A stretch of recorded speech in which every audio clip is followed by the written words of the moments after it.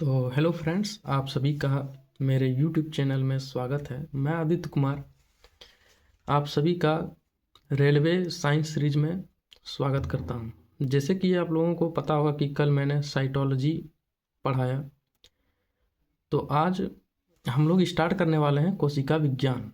ठीक है, तो जानते हैं कोशिका विज्ञान किसे कहते हैं और इसमें से क्या क्या क्वेश्चन बन सकते हैं। तो सबसे पहले आप लोग देख सकते हैं कि कोशिका का अध्ययन करना कोशिका विज्ञान यानी कि साइटोलॉजी कहलाता है। दूसरा पॉइंट है, साइटोलॉजी शब्द हर्टविंग के द्वारा दिया गया है। ठीक है। तीसरा पॉइंट है, साइटोलॉजी के जनक रॉबर्ट हुक हैं। चौथा पॉइंट है, आधुनिक कोशिका विज्ञान के जनक स्वान हैं। और पांचवा जो पॉइंट है वह है, कोशिका विज्ञान के भारतीय जनक A.K. शर्मा हैं। तो ये जो मैंने पांचों पॉइंट आप लोगों को बताया है, इससे रेलवे के हर एग्ज़ाम में क्वेश्चंस पूछे जाते हैं। आप लोगों को इसे ध्यान से याद रखना है। ठीक है। अगला जो पॉइंट है कि कोशिका की खोज किसने की, ये जानना बहुत ज़रूरी है। बहुत किसी को पता भी होगा, क्योंकि 9th-10th में जिसने भी साइंस पढ़ा होगा उसको पता ही होगा। तो चलिए जानते हैं कोशिका की खोज किसने की। कोशिका की खोज का श्रेय 1665 में रॉबर्ट हुक को दिया गया। वे सूक्ष्मदर्शी के नीचे, ठीक है, जीवित चीज़ों का अध्ययन करने वाले पहले व्यक्ति थे और उन्होंने कॉर्क ऊतक के एक टुकड़े की सूक्ष्मदर्शी से जांच की और उसमें मधुमक्खी के छत्ते जैसे संरचना देखी। इसने जब कोशिका की खोज की तो उसे उसमें कॉर्क की जो है ऊतक की जांच की। ठीक है, कॉर्क की ऊतक की जांच की और उसमें उसे क्या दिखा कि वो जो कॉर्क का ऊतक है उसका जो संरचना है मधुमक्खी के छत्ते जैसी है। ठीक है। तो कॉर्क टिश्यू ओक वृक्ष की बाहरी छाल यानी कि मृत पौधे हैं। कॉर्क टिश्यू जो है वो ओक वृक्ष की बाहरी छाल है जो मृत पौधे होते हैं। तो यहाँ पे आप लोगों को दिख रहा होगा, ये डायग्राम है डिस्कवरी ऑफ सेल्स का, कैसे उन्होंने रॉबर्ट हुक ने मतलब जांच किया, इसमें देख पा रहे होंगे आप लोग। तो अगला जो पॉइंट है, यह परीक्षण रॉबर्ट हुक की किताब, ठीक है, ये ध्यान देने वाली बात है दोस्तों, यह परीक्षण रॉबर्ट हुक की किताब माइक्रोग्राफिया में संक्षिप्त है। अगला पॉइंट है, A.V. ल्यूवेनहॉक द्वारा की गई खोजें। ठीक है, ये जो आपको ये पॉइंट दिख रहा है, A.V. ल्यूवेनहॉक द्वारा की गई खोजें, इसको आप लोगों को ध्यान से देखना है। ठीक है, उन्होंने क्या क्या खोज की वो आपको यहाँ पे दर्शाया गया है। पहला जो खोज की उसने जीवित कोशिका की, ठीक है, दूसरा जीवाणु की, तीसरा लाल रक्त कोशिकाएं की, जिनका कि मतलब ये इंग्लिश में होता है RBC। अगला है प्रोटोजोआ की और उसके बाद है शुक्राणु कोशिका की। तो A.V. ल्यूवेनहॉक ने क्या क्या खोज की, ये सारी चीज़ें यहाँ पे हाईलाइट मैंने कर दी है, आप लोग इसे याद कर लीजिएगा। अगला हमें देखना है A.V. ल्यूवेनहॉक द्वारा लिखित किताब। ठीक है, ये सब दोस्तों आप लोगों को याद रखना है कि A.V. ल्यूवेनहॉक द्वारा कौन सी किताब लिखी गई। तो A.V. ल्यूवेनहॉक द्वारा लिखित किताब द सीक्रेट्स ऑफ नेचर है। ठीक है, 1824 में ड्यूट्रोसेट ने क्या बताया जानते हैं। इन्होंने बताया कि कोशिकाओं का समूह ऊतक कहलाता है। ठीक है, क्वेश्चन आता था पहले, थ्योरी में क्वेश्चन आता था तो बोलते थे कि ऊतक किसे कहते हैं, तो इसमें बताना है कि कोशिकाओं का जो समूह है वो ऊतक कहलाता है। अब 1838 से 39 के बीच में स्लाइडेन और स्वान का कोशिका सिद्धांत हमें पढ़ना है। ठीक है, तो क्या है, कोशिका जीवित शरीर की सबसे छोटी इकाई है। कोशिका जो होती है वो जीवित शरीर की सबसे छोटी इकाई होती है। सभी सजीव कोशिका और उसके उत्पाद से बने होते हैं। जितने भी सजीव हैं वो किससे बने होते हैं दोस्तों, कोशिका और उसके उत्पाद से। अगला हमें देखना है उदाहरण देखना है, एग्जाम्पल देखना है। एग्जाम्पल के लिए जीवाणु, पादप, कवक, जंतु और मानव शरीर। और एक अपवाद है, अपवाद में जो है विषाणु। ठीक है, अब जानते हैं विषाणु किसे कहते हैं। विषाणु का शरीर एक कोशिकीय होता है। ठीक है, विषाणु का जो शरीर होता है वो एक कोशिकीय होता है।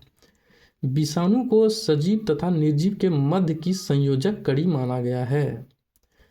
विषाणु पोषित कोशिका यानी कि होस्ट सेल में जाकर सजीवों की भांति व्यवहार करते हैं।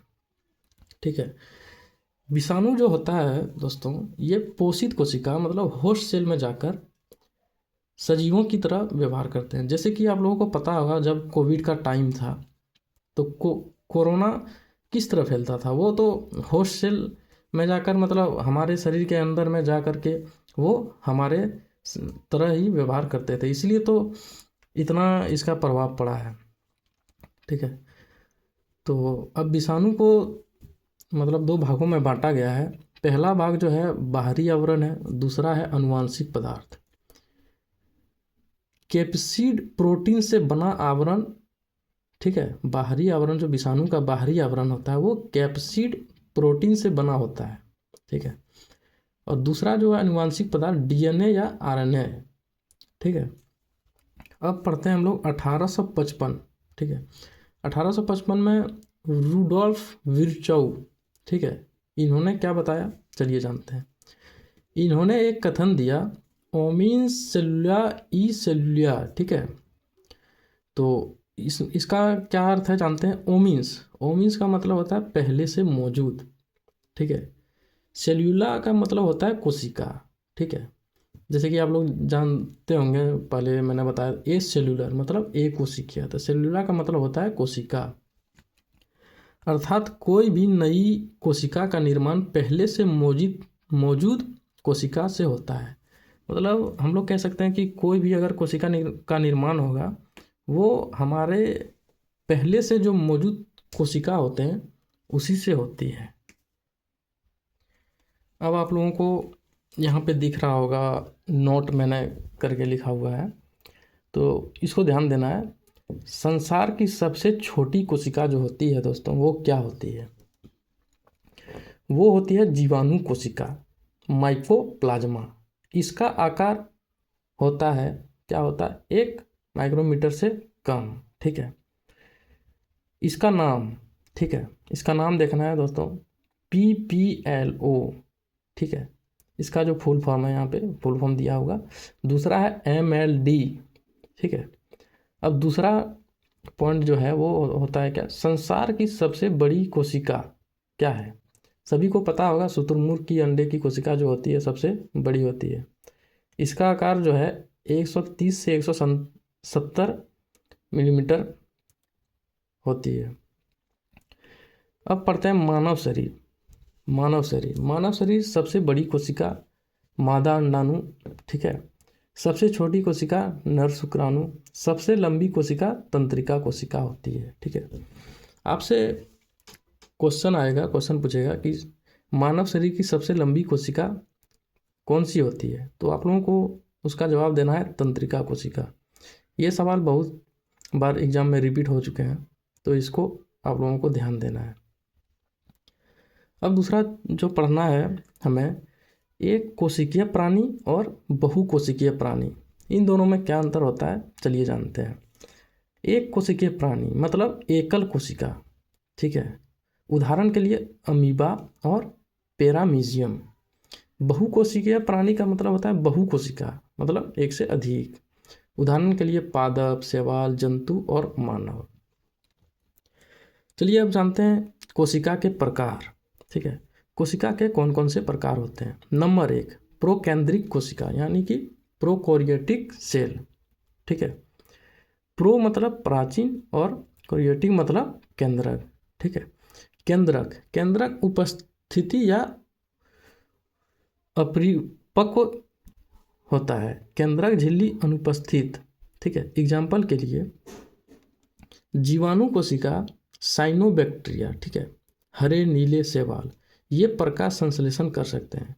एग्जाम्पल के लिए प्रोकेंद्रिक कोशिका में जीवाणु कोशिका, साइनोबैक्टीरिया, हरे नीले शैवाल, ये जो है प्रकाश संश्लेषण कर सकते हैं। ठीक है। अब दूसरा है कि कोशिका भित्ति यानी कि सेल वॉल। ठीक है, सेल वॉल भी इसमें उपस्थित होता है। ठीक है, यानी कि प्रोकेंद्रिक कोशिका में क्या क्या उपस्थित होता है ये आप लोगों को यहाँ पे दर्शाया गया है। अगला पढ़ते हैं, इनकी कोशिका भित्ति का निर्माण पेप्टाइडोग्लाइकोन, ठीक है, और अमीनो अम्ल तथा म्यूमेरिक अम्ल से होता है। थोड़ा बहुत आप लोगों को अटपटा सा लग सकता है, लेकिन आप लोग यहाँ पे देख सकते हैं। और अब इसमें भी अपवाद है, आप लोगों को पता ही होगा, अपवाद तो हर जगह होते हैं। अपवाद है कि माइकोप्लाज्मा जीवाणु में कोशिका भित्ति नहीं होती है। ठीक है, माइकोप्लाज्मा जीवाणु जो होता है उसमें कोशिका भित्ति नहीं होती है। अगला पॉइंट है सूत्रकणिका। सूत्रकणिका इसमें अनुपस्थित होता है, मतलब नहीं होती है। गोल्जी काय इसमें अनुपस्थित रहता है। लाइसोसोम अनुपस्थित रहता है। अंतःप्रद्वी जलिका, ठीक है, इसमें अनुपस्थित रहता है। राइबोसोम इसमें उपस्थित होता है। वो भी कौन से प्रकार के? 70S प्रकार के।